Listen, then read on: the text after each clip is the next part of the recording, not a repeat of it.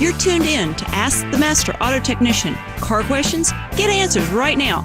Call 850-763-0555. James Auto Center, we fix it right, guaranteed. Beep, beep, beep, beep, yeah.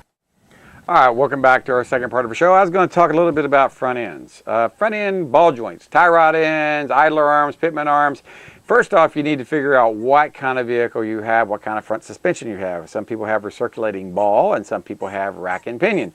Recirculating ball is where you have a pitman arm, an idler arm, tie rod ends, of course, inner and outer, a drag link, and you have a gearbox that moves everything together.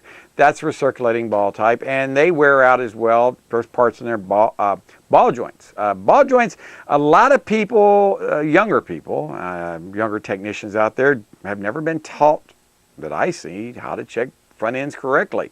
They'll pick a car up on a rack, they'll grab the tires, they'll shake everything seems tight, and they'll proceed to do an alignment on it. And I tell them, I said, well, that might work on a front wheel drive vehicle, that you can pick it up and it's not a load bearing ball joint. You might be able to get away with that.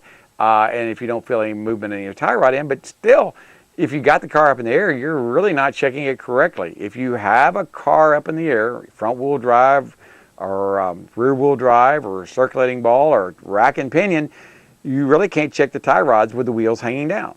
If you check here, let me explain a little bit more.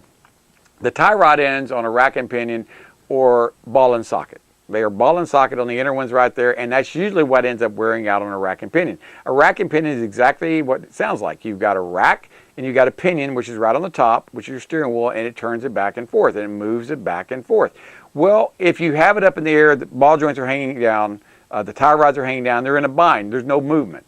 The proper way to check a tie rod in is to put a jack underneath the lower ball joint on the right side and the left side, doing it one side at a time, grabbing the wheel, shaking it side to side, up and down, looking for play in the wheel bearings and looking for play in the tie rod ends. Now, if you've got a front wheel drive car, it would be a good time, if you think there's something wrong with your ball joint, grab a pry bar and gently put underneath the tire, since it's jacked up, and see if you can move it. See if you got some play. Very doubtfully you'll be able to move it because it's a front wheel drive vehicle. The spring is above it.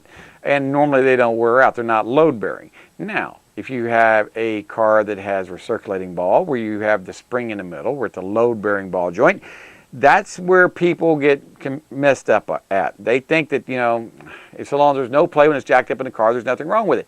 But until you put a jack underneath the ball joint, and you put a pry bar and you get it to move up and down or side to side, you really don't know if you have any play.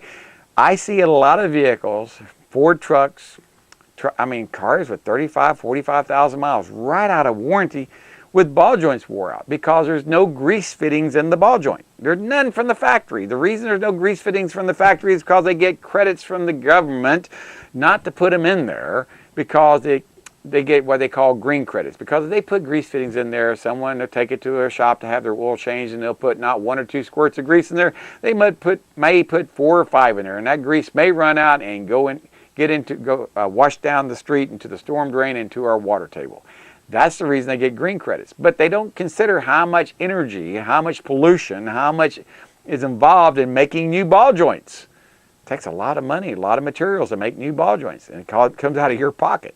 Well, that's one of the things I recommend if you're buying a new car or a new truck or a new used truck. When you get the front end fixed or checked out, to make sure that the ball joints are correct on it, and make sure that if they do have a place for grease fittings, you have them install them. A lot of trucks have little plugs for the ball joint, for the grease fittings, but they're not installed. So from the factory, they don't have fittings, but you could have those fittings installed at your first or second or third. Absolutely, absolutely. What a great idea! I don't see these cars normally in until the car is out of warranty or it's been sold. A lot of vehicles manufacturers have. You bring your car into them, they'll do the oil change for you every 10,000 miles or once a year. I love that. That's why these cars at 60 and 80,000 miles have problems. But after, they do that, they'll bring them in, they'll change them. But a lot of, they change the oil for them, and they'll kind of turn a blind eye because they're not allowed to sell warranty at the dealerships. What you said? You're not allowed to sell warranty issues at the dealerships. They can't sell it. If they see a problem that's not a safety defect or a hazard, they can't, and they know it's a common failure or a common leakage or common something, they're not supposed to say anything to it, because if they do and they're doing a lot of repairs under warranty at the manufacturer, someone's going to get chewed out by the manufacturer out there. They're not supposed to sell warranty items unless it's a safety defect or a safety issue.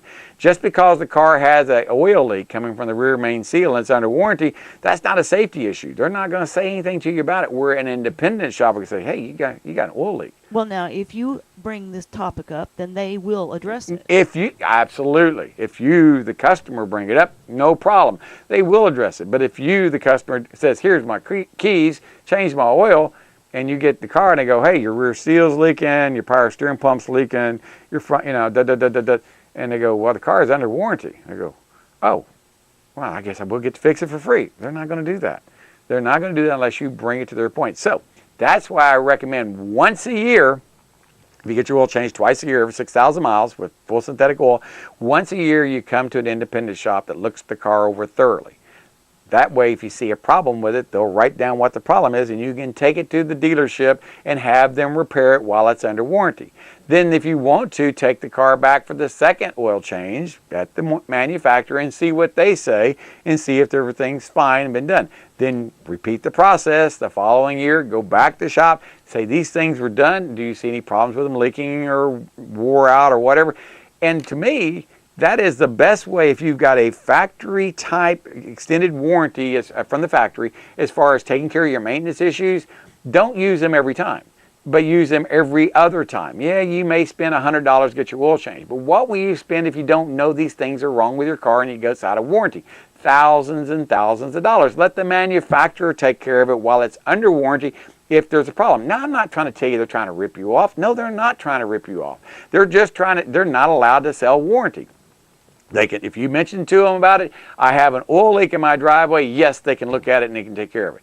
But if you don't mention you have an oil leak, or you don't mention you're having problems, or you don't have any problems with the car, and they see that it's a common leakage or a common, sign of whatever's going wrong with your car, unless you're complaining about it, I'm sorry, they're not going to talk about it, and you'll never know about it until you sell your car or attempt to sell your car, and then someone has it checked out and they go, hey, this car right here has got a problem with the rear main seal leaking, or the front seal, or harmonic balancer, or whatever the case may be, or got a water pump leak. Those things right there would be a lot cheaper out of your pocket if you had it done before you sold the car and have it looked at on a regular maintenance. Like I said, get another set of eyes. I have people come. We have people all the time that come here for us to change their oil. We find out what's wrong with the car. They take it back to the manufacturer while it's under warranty. They fix it. And then next oil change, as a reward, they take it back and have them take a look at the car and they see what's wrong with it. And normally 99% of the time, they just get a clean bill of health. There's nothing wrong with the car. Then we see them the following 6 months later. We look at the car and say, okay, they did the things you said they were going to do, but they missed this and they missed that. There's a reprogramming. They never look for reprogramming because the guys that are doing that are not reprogrammers, or not technicians or oil change techs. They don't do that. We'll sit there every time it comes in, we'll say, hey, we'll look to see if there's updates. And if they're under updates and they're under warranty, they're free. They don't cost you anything. If I do them here, they cost a lot of money. Get them done while they're free. That's the thing I'm trying to save you. Yeah, because the manufacturer or the dealerships have to buy the program. They have to. They don't have a choice. We have to buy it too, but we have to charge for it because we have to buy it. You have no choice. We don't. We have to buy something from everybody. Right. We're not buying just one. No, just we're not buying Ford Honda, Toyota, Chevy, you name it, we got it. Only thing I don't have is BMW, to reprogram BMWs and Mercedes. And we send those to Reggie at Eurasian Garages, and he's so happy to take care of those people. And Volvos too, let's not forget. Yeah, those are the three I don't reprogram due to the expense and the lack of those number of cars that come into my shop. I get lots of Chevys, lots of Fords, lots of Hondas, lots of Hyundais, lots of Kias, lots of, those vehicles. I don't get that many Mercedes and BMWs. I get a few that come in my shop. We take care of them, do a very good job on them, and then we can reset everything. We have the scanners for reprogramming everything and resetting everything and doing steering wheel alignment, making sure everything's like it's supposed to be. and resetting things. We can do all that. What I can't do is reprogram one or relearn or remake a key. That's the biggest thing I can't do. Not a big demand for it in my area. I can do them for all the other cars, Toyotas, Hondas, Chevys, Fords. I can do all those. But when it comes to those cars, I'm not going to spend $88,000 just to be able to do Mercedes. It's not worth the money. It'd take me forever to pay it back. And after 5 or 6 years, that equipment would be outdated. I'd have to buy a whole new set again. So I'm just not going to do it. So I'll let other people do that. But remember, we're going to get back. I've got about 2 or 3 minutes left on your front end. If you've got a car out there, please, when they're checking the front end, you need to get your front end checked once a year for alignment issues. That's the first thing. Every 12 to 15,000 miles, check your alignment. If you don't check your alignment, you're going to have problems. You're going to wear your tires out. Also, rotate your tires every other oil change. So on every other oil change, you're going to rotate your tires and you need to check your alignment. That's just good preventive maintenance. It'll improve your gas mileage and it'll keep your gas mileage good if it's not good. Or make it better because you're going down the road straight, and it will also make your tires last longer. And at the same time, you're going to check your front end parts. A good alignment man is going to check ball joints. He's going to check tie rod ends. He's going to check all these things because they all work together. If you don't do it right and there's something loose and he gets everything set up right where it looks like it's set up, goes down the road, the steering wheel will be crooked. And you're not going to be happy. You're going to bring it back and you go, ooh, there's something loose underneath there. So that's why it's very, very important to have everything checked out at least once a year on your car. That's tie rods, ball joints, idler arms, pitman arms, drag links, all those need to be checked. And if you're kind of curious, if there's any play in it, you can do the same thing in your front yard. All you have to do on the tie rod ends, you can't do the ball joints very well. It's kind of hard to do unless you jack them up. But you can get someone to start the vehicle up and just move the play in the steering wheel while you were underneath the car looking at the tie rod ends and make sure that they don't shift, go up and down. If they're loose, you'll see the tire will stay still, but the ball joint will move up or move down as you start to put weight on it. If you see any movement whatsoever other than side to side, you've got problems there. And that's just one way for you to see if you have a problem. We see this a lot on cars that go down the road, and the customers are always doing this, trying to keep the car on the road. They're always moving the steering wheel. And they've gotten used to it. They don't think anything about it. They just think that's the way the car is. It's towed out. It's actually following the road. It goes wherever the road wants to go, and you're constantly working it back and forth. The alignment may be right when it's sitting still, but when it goes down the road due to wore out parts, the tires, instead of they're slightly towed in when they're being aligned, instead of them opening up where they're straight, they actually tow out, and then they'll follow the road. They'll go anywhere it wants to go. So that's just some hints out there to help you keep your tires lasting longer, your car lasting longer. And before you buy a car, especially a used car, and it is under warranty, or if you think you can get the car at a good price or whatever, if it's got a place for grease fittings on the ball joints or the tie rod ends, have them installed. That $15, $20, $30 that you pay for that will be more than offset one tie rod end that goes bad after you buy the car. This is James Morris. If you've got more information or you got car questions, we're here Monday through Friday from 6 to 6:30. This is the live show that we do right here at my James Auto Center, 1301.